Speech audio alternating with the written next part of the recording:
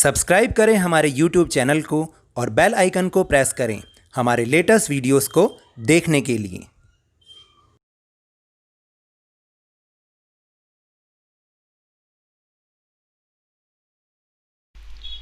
Hello and welcome to Lavneesh sir की class.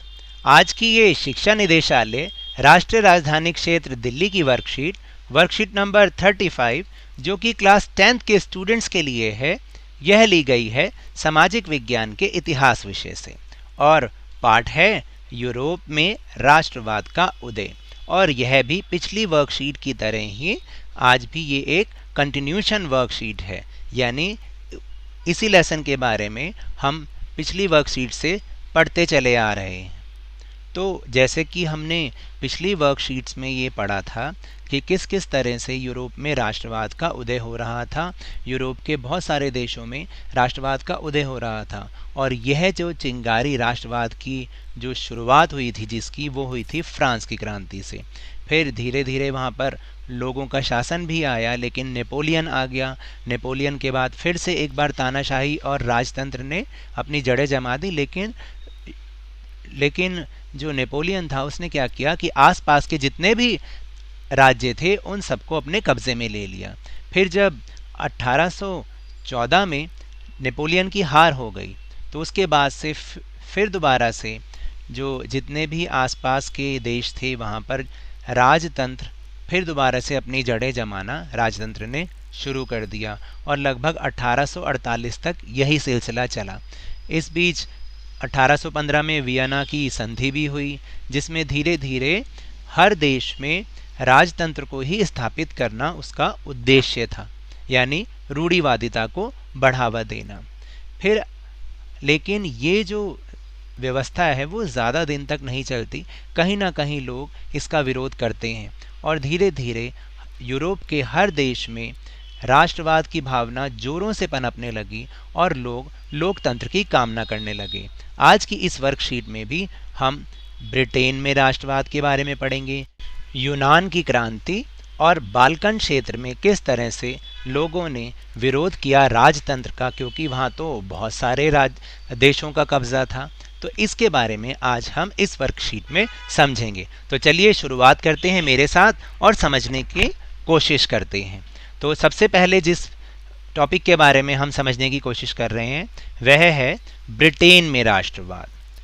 तो Britain में राष्ट्रवाद किसी उथल पुथल या क्रांति का परिणाम नहीं, अपितु एक लंबी चलने वाली प्रक्रिया का परिणाम था।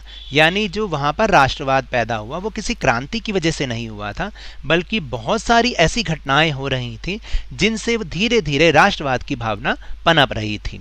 जैसे सबसे पहले 18वीं शताब्दी से पूर्व ब्रिटेन एक राष्ट्र राज्य नहीं था, बल्कि वहाँ पर राजतंत्र था। 18वीं शताब्दी का मतलब 1700 से 1799 तक।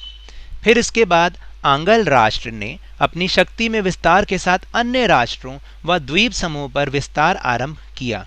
यानी आप सबको पता है और हम सबको ये बात पता है कि धीरे धीरे किस तरह से इंग्लैंड ने अपनी शक्ति का विस्तार किया और ना केवल आस पड़ोस के जो देश थे बल्कि लगभग पूरी दुनिया और द्वीप समूह पर उसने विस्तार आरंभ कर दिया और उसने कब्जे की कोशिश की। फिर 1688 में संसद ने राजतंत्र से शक्तियों को ले लिया। यानी 1688 में क्या हुआ कि वहाँ पर राजतंत्र खत्म हो गया और वहाँ पर एक संसद बन गई जिसने राजतंत्र से उसकी शक्तियों को ले लिया और अब वहाँ पर लोकतंत्र स्थापित हो गया। फिर 1707 में इंग्लैंड और स्कॉटलैंड को मिलाकर यूनाइटेड किंगडम ऑफ ब्रिटेन का गठन किया गया। यानी 1707 में इंग्लैंड ने अपने साथ साथ स्कॉटलैंड को भी मिला लिया और उसको नया नाम दिया यूनाइटेड किंगडम ऑफ ब्रिटेन। इसके बाद 1798 में हुए असफल विद्रोह के बाद 1801 में आयरलैंड को भी बलपूर्वक यूनाइटेड किंगडम में शामिल कर लिया गया। यानी आयरलैंड कभी भी नहीं चाहता था कि वो इस यूनाइटेड किंगडम ऑफ ब्रिटेन का हिस्सा बने। उसने युद्ध भी किया, लेकिन 1798 में असफल विद्रोह के बाद 1801 में आयरलैंड को ज़बरदस्ती इस यूनाइटेड किंगडम का हिस्सा बनाया गया। और आज भी आपको बताऊं कि आज भी आयरलैंड इस यूनाइटेड किंगडम यानी यूके से अलग होने की कोशिश कर रहा है। फिर इस नए ब्रिटेन के प्रतीक चिन्हों को खूब बढ़ावा दिया गया, यानी जब नया ब्रिटेन बना तो जो उसके प्रतीक चिन्ह थे, जैसे वहाँ का ध्वज हो गया और वहाँ की कई सारी चीज़ें थी जो कि ब्रिटेन को दिखाती थी, उनको खूब बढ़ावा दिया गया। तो इस प्रकार हम कह सकते हैं कि जो ब्रिटेन का राष्ट्रवाद था वो किसी उथल पुथल या क्रांति की उथल पुथल नहीं, बल्कि एक लंबी चलने वाली प्रक्रिया का ही परिणाम था। इसके बाद अब हम बात करेंगे यूनान के स्वतंत्रता संघर्ष की। यूनान का स्वतंत्रता संघर्ष। यूनान ऑटोमन साम्राज्य का हिस्सा 15वीं शताब्दी से ही था। आप जानते हैं ऑटोमन साम्राज्य क्या था। ऑटोमन साम्राज्य असल में जितनी भी ये जो मध्य एशिया की जो देश हैं जो आज हमें दिखाई देते हैं, ये पूरा का पूरा ऑटोमन साम्राज्य था और इसका जो सम्राट था वो खलीफा कहलाता था। क्रांतिकारी राष्ट्रवाद 1789 में फ्रांसीसी क्रांति के उपरांत इसके उदय ने यूनानी लोगों के मन में स्वतंत्रता की भावना को प्रज्वलित किया। यानी जैसे जैसे लोगों को ये पता चलता गया कि फ्रांस में लोगों ने क्रांति की है और वहाँ पर लोकतंत्र स्थापित करने की एक कोशिश की है, वैसे वैसे ये खबर जब दूसरे देशों में मिली तो उन लोगों के मन में भी लोकतंत्र की भावना पनपने लगी और यही परिणाम था कि यूनान में भी लोगों के मन में अब स्वतंत्रता की भावना पैदा होनी शुरू हो गई। 1821 से वहाँ स्वतंत्रता के लिए संघर्ष शुरू हो गया और यूनान के लोगों को निर्वासन में रह रहे यूनानियों के साथ साथ पश्चिमी यूरोप के भी लोगों का समर्थन मिला। यानी यूनान के लोगों का तो समर्थन मिला ही मिला इस क्रांति को, इस स्वतंत्रता को, और बल्कि जो निर्वासन में रह रहे हैं, इसका मतलब है कि जो बाहर देश से बाहर यूनानी लोग रह रहे थे उन लोगों का भी साथ मिला और साथ में जो पश्चिमी यूरोप के देश हैं जहाँ पर धीरे धीरे लोग ये चाह रहे थे कि इस तरह से इन यूनानियों को सारे जो पश्चिमी यूरोप के देश थे और बहुत सारे लोगों का समर्थन मिला। विभिन्न कवियों और कलाकारों ने भी स्वतंत्रता के लिए जनमत निर्माण में अपनी महत्वपूर्ण भूमिका निभाई। देखिए कि ना केवल जो और लोग थे जैसे सामान्य जन थे, इनके साथ साथ जो कवि और कलाकार भी थे उन्होंने भी इस स्वतंत्रता के लिए जो जनमत निर्माण यानी लोगों में भावना पैदा करने के लिए अपनी महत्वपूर्ण भूमिका निभाई। और इसमें जो सबसे महत्वपूर्ण भूमिका थी वो थी अंग्रेजी के कवि लॉर्ड बायरन। धनराशि एकत्र उन्होंने की और वह युद्ध के लिए भी गए जहां 1824 में बुखार से उनकी मृत्यु हो गई। देखिए उनकी तो यही कामना थी कि वो भी अपनी कुछ हिस्सा इसमें दें यूनान के स्वतंत्रता संघर्ष में, लेकिन शायद किस्मत ने उनका साथ नहीं दिया। उन्होंने धनराशि एकत्र की ताकि उनको जो यूनान की जो सेना है उसको सहायता पहुंचाई जा सके और वो युद्ध के लिए लड़ने भी गए, लेकिन 1824 में बुखार से उनकी मृत्यु हो गई। फिर 1832 में कुस्तुनतुनिया की संधि ने यूनान को एक स्वतंत्र राज्य के रूप में मान्यता प्रदान की और इस तरह से उनकी ये सब जो कोशिशें थी कामयाब हुई और 1832 में कुस्तुनतुनिया की संधि हुई जिसने यूनान को एक स्वतंत्र राष्ट्र के रूप में मान्यता प्रदान की। देखिए जो नेक्स्ट टॉपिक है वो बहुत ही ज़्यादा इम्पॉर्टेंट है, most important topic of this lesson, वो है बाल्कन समस्या। और इस पर प्रश्न बोर्ड की परीक्षा में ज़रूर आता है। तो चलिए अब हम अपने टॉपिक को समझने का प्रयास करते हैं। राष्ट्रवाद और साम्राज्यवाद यानी बाल्कन समस्या। बाल्कन भौगोलिक और नृजातीय रूप से विभिन्नताओं का क्षेत्र था जिसमें आधुनिक रोमानिया, बल्गारिया, अल्बेनिया, ग्रीस, मकदूनिया, क्रोएशिया, स्लोवानिया, सर्बिया आदि शामिल थे। यानी इतने सारे क्षेत्र यानी इतने सारे देश जो आज के वर्तमान के ये जिनके मैंने नाम लिए ये सब के सब बाल्कन की भौगोलिक स्थिति में शामिल थे।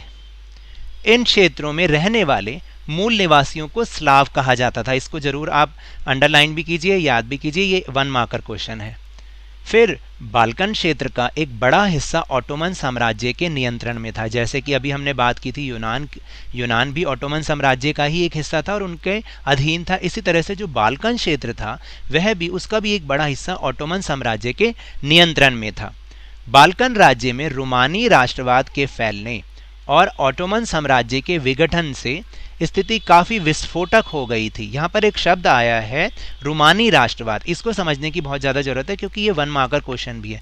रोमानी राष्ट्रवाद का मतलब होता है जब संस्कृति के जरिए, जब कविताओं के जरिए, कवि और जो दूसरे कलाकार हैं उनके जरिए राष्ट्रवाद की भावना को फैलाया जाता है, तो उसे हम रोमानी राष्ट्रवाद कहते हैं। तो इस प्रकार से कि जैसे जैसे रोमानी राष्ट्रवाद इस बाल्कन राज्य में, बाल्कन साम्राज्य में फैलता चला गया और धीरे धीरे ऑटोमन साम्राज्य भी टूटता चला गया, तो इस स्थिति से जो मतलब जो परिस्थितियां थी वो काफ़ी विस्फोटक हो गई, यानी लोग जो है बहुत ज़्यादा विरोध करने लग गए। एक के बाद एक उसके अधीन जो यूरोपीय राष्ट्रीयताएं थी उसके चंगुल से निकलकर स्वतंत्रता की घोषणा करने लगी। क्योंकि देखिए जैसे जैसे जब कोई साम्राज्य कमज़ोर पड़ने लग जाता है तो फिर जो दूसरे जो समूह हैं वो और ज़्यादा एक्टिव हो जाते हैं। फिर जैसे जैसे विभिन्न स्लाव राष्ट्रीय समूहों ने अपनी पहचान और स्वतंत्रता की परिभाषा तय करने की कोशिश की, बाल्कन क्षेत्र जो है गहरे टकराव का क्षेत्र बन गया और इस तरीके से वहाँ पर जो है बहुत ज़्यादा ये आवाज़ें उठने लग गईं कि राष्ट्रवाद की आवाज़ें उठने लग गईं और वापस से लोगों के राज की जो आवाज़ें उठनी शुरू हो गईं। हर एक बाल्कन प्रदेश अपने लिए ज़्यादा इलाके की चाह रखता था। अब ये टकराव की समस्या हो गई कि जो भी स्वतंत्र हो रहा था वो चाह रहा था कि मुझे ज़्यादा से ज़्यादा हिस्सा मिले। फिर इस समय जो यूरोपीय शक्तियों के बीच इस क्षेत्र पर कब्जा जमाने के लिए यूरोपीय शक्तियों के मध्य ज़बरदस्त प्रतिस्पर्धा रही और जो यूरोपीय शक्तियाँ थी, जो बड़ी बड़ी शक्तियाँ थी जैसे कि फ्रांस, जैसे कि ब्रिटेन, उनमें भी जो है आपस में टकराव पैदा होना शुरू हो गया क्योंकि वो लोग चाह रहे थे कि ज़्यादा से ज़्यादा बाल्कन क्षेत्रों पे कब्जा किया जाए ताकि वहाँ पर व्यापार बहुत आराम से किया जा सके और जिससे उन्हें बहुत ज़्यादा लाभ हो। फिर यह समस्या और ज़्यादा गहराती चली गई जिसके कारण यहाँ पर विभिन्न युद्ध भी हुए और जिसकी परिणति प्रथम विश्व युद्ध के रूप में हुई। यानी कहने का मतलब ये है कि लोग तो टकरा ही रहे थे आपस में, जो नए बाल्कन जो क्षेत्र जब अलग अलग हो रहे थे वो तो आपस में टकरा ही रहे थे कि ताकि उनको ज़्यादा से ज़्यादा हिस्सा मिले रहने के लिए, लेकिन जो उन्हें अपने अधीन करना चाह रहे थे, जो वहाँ पर कब्जा करने चाह रही थी बड़ी बड़ी यूरोपीय शक्तियाँ, उनमें भी टकराव पैदा हो गया। इसलिए ये जो बाल्कन क्षेत्र है बहुत इम्पॉर्टेंट था और वो तनाव का भी क्षेत्र बन गया और वहाँ पर बहुत सारे युद्ध हुए जिसका परिणाम विश्व युद्ध के रूप में हुआ। तो ये थे हमारी वर्कशीट के टॉपिक्स। अब चलिए चलते हैं अपने प्रश्नोत्तर की ओर। पहला प्रश्न है, यदि आप कवि लॉर्ड बायरन की जगह होते तो यूनान के स्वतंत्रता संघर्ष में किस प्रकार की भूमिका निभाते? तो देखिए ये तो एक एप्लीकेशन वाला क्वेश्चन है कि मतलब आपको खुद सोचना है कि आप क्या कर सकते थे अगर आप उन कवि की जगह होते, जैसे अभी हमने ऊपर बात की थी। तो क्योंकि मैं एक शिक्षक हूं तो मैंने अपने हिसाब से ये प्रश्न का उत्तर लिखा है, आप इसको अपने हिसाब से लिख सकते हैं कि जैसे कि कवि लॉर्ड बायरन की जगह यदि मैं होता तो मैं एक शिक्षक होने के नाते सबसे पहले अपने विद्यार्थियों में स्वतंत्रता की भावना को जगाता, उन्हें गुलाम होने के नुकसान के बारे में बताता। इसके अलावा मैं सैनिकों की कई तरीके से मदद करता, जैसे उनके लिए चंदा इकट्ठा करना ताकि वे अधिक से अधिक हथियार खरीद सकें। इसके अलावा लोगों से अपील करता कि वह जिस तरह से भी हो सके सेना की मदद करें, जैसे भोजन से और या स्वास्थ्य सेवाएं प्रदान करके, या फिर स्वैच्छिक रूप से सेना में भर्ती होने के लिए भी मैं लोगों को जागृत करता।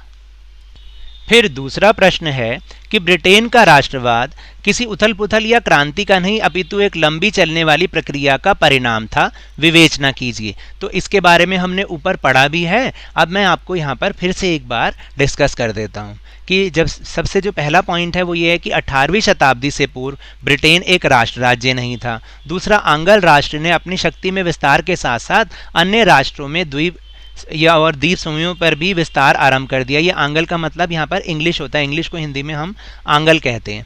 1688 में संसद ने राजतंत्र से शक्तियों को ले लिया। फिर 1707 की बात करें तो 1707 में इंग्लैंड और स्कॉटलैंड को मिलाकर यूनाइटेड किंगडम ऑफ ब्रिटेन का गठन किया गया। फिर फिफ्थ पॉइंट है कि 1798 में हुए असफल विद्रोह के बाद 1801 में आयरलैंड को भी बलपूर्वक यूनाइटेड किंगडम में शामिल कर दिया गया। और फिर जो सिक्स पॉइंट है वो है कि नए ब्रिटेन के प्रतीक चिन्हों को खूब बढ़ावा दिया गया। तो इस प्रकार हम कह सकते हैं कि ब्रिटेन का राष्ट्रवाद किसी उथल पुथल या क्रांति का परिणाम नहीं, अपितु एक लंबी चलने वाली प्रक्रिया का परिणाम था।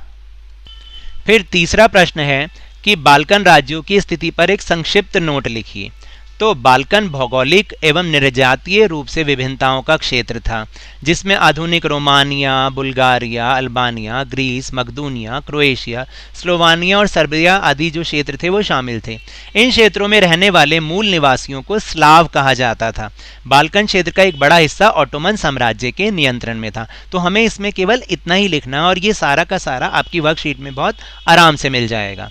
फिर है प्रश्न नंबर 4, 1789 के पश्चात क्रांतिकारी राष्ट्रवाद के उदय ने किस प्रकार यूनानी स्वतंत्रता संघर्ष तथा बाल्कन राज्यों में स्वतंत्रता के संघर्ष को प्रेरित किया। इस प्रश्न में हमें जो बाल्कन राज्यों के बारे में भी लिखना है थोड़ा सा, और यूनानी स्वतंत्रता के बारे में भी लिखना है। तो सबसे पहले शुरू करते हैं। क्रांतिकारी राष्ट्रवाद 1789 में फ्रांसीसी क्रांति के उपरांत के उदय ने यूनानी लोगों के मन में स्वतंत्रता की भावना को प्रज्वलित किया।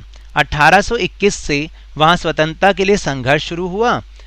यूनान के लोगों को निर्वासन में रह रहे यूनानियों के साथ साथ पश्चिमी यूरोप के लोगों का भी समर्थन मिला। फिर इसके बाद हमें बाल्कन क्षेत्र का लिखना है कि बाल्कन क्षेत्र का एक बड़ा हिस्सा ऑटोमन साम्राज्य के नियंत्रण में था। बाल्कन राज्य में रूमानी राष्ट्रवाद के फैलने और ऑटोमन साम्राज्य के विघटन से स्थिति काफ़ी विस्फोटक हो गई और एक के बाद एक उसके अधीन जो यूरोपीय राष्ट्रीयताएं थीं उसके चंगुल से निकलकर स्वतंत्रता की घोषणा करने लगी। फिर जैसे जैसे विभिन्न स्लाव राष्ट्रीय समूहों ने अपनी पहचान और स्वतंत्रता की परिभाषा तय करने की कोशिश की, बाल्कन क्षेत्र गहरे टकराव का क्षेत्र बन गया। तो आज से हम अपनी वर्कशीट में एक नए सेक्शन की शुरुआत कर रहे हैं। इस सेक्शन का नाम है 5 सवाल हर हाल तभी करोगे बोर्ड में कमाल। यानी अब से हर वर्कशीट में जो 10th की सामाजिक ज्ञान की वर्कशीट है इसमें आपसे हर बार 5 सवाल कुछ एक्स्ट्रा किए जाएंगे जिनका उत्तर आपको लिख के अपने सर या मैम को भेजना है। तो जब वो इसको देखेंगे तो वो भी आपसे बहुत ज़्यादा प्रसन्न हो जाएंगे। इससे एक बात तो ये होगी कि वो तो खुश हो ही जाएंगे, यानी वो देखेंगे कि आप किस तरह से मेहनत कर रहे हो। दूसरा फ़ायदा ये होगा कि आप इसको अपने नोट्स में शामिल करेंगे तो एग्ज़ाम के समय आपको उस लेसन को समझने में बहुत आसानी होगी। और फिर आप जब इसको लिखेंगे हो सकता है बोर्ड में आपके ये प्रश्न आ भी जाएं, क्योंकि ये लेसन में से इम्पॉर्टेंट क्वेश्चन है जिनके बोर्ड के पेपर में आने के ज़्यादा से ज़्यादा चांसेस होते हैं। तो आप इनको तैयार कीजिए, बहुत अच्छे से तैयार कीजिए। तो पहला प्रश्न है कि 1804 की नेपोलियन संहिता का वर्णन कीजिए। दूसरा प्रश्न है फ्रांसीसी लोगों के बीच सामूहिक पहचान का भाव पैदा करने के लिए फ्रांसीसी क्रांतिकारियों ने क्या कदम उठाए। तीसरा प्रश्न है 1815 की वियना संधि की मुख्य बातें क्या थीं। चौथा प्रश्न है बहुत इंपॉर्टेंट, बाल्कन क्षेत्र में तनाव क्यों उत्पन्न हुआ।